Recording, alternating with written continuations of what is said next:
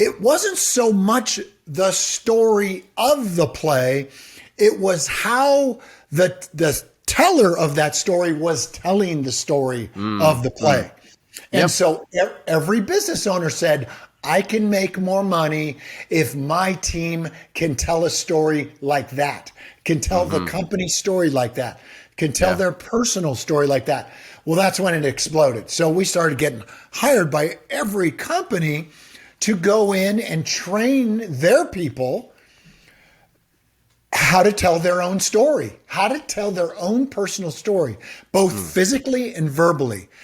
And we do this in a theater. It takes us 3 days to train them. It's the exact same team that trained me for this play that played for 17 years, The Runt of the Litter. Same team. So we started training them. And so we found out, and then these businesses found out, that whether it was financial, whether in the finance world, whether it was real estate people, whether it was doctors, we get a lot of doctors. If they had the ability to share themselves, like tell their own story, they made more money, a lot more money. Isn't that crazy? No, it makes total sense, right?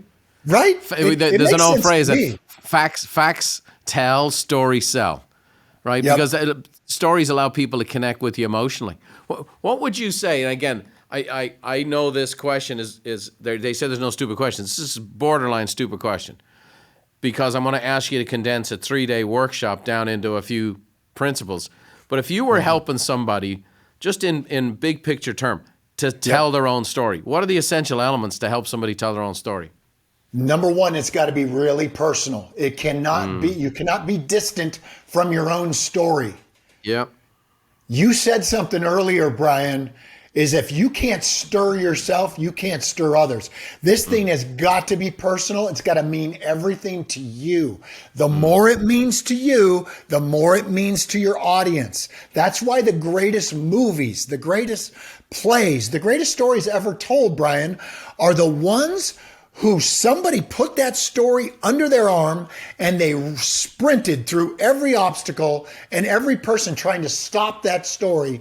They're the ones that made it happen. It was so personal to them. So personal equals universal. The more personal your story, the more effect you have on people. That's number one. Number two, physicality. This is a lost art, physicality. Yeah. Oh yeah. You have to embody. We have to attach solar plexus to the story, because we want this story to be walking around 24 hours a day.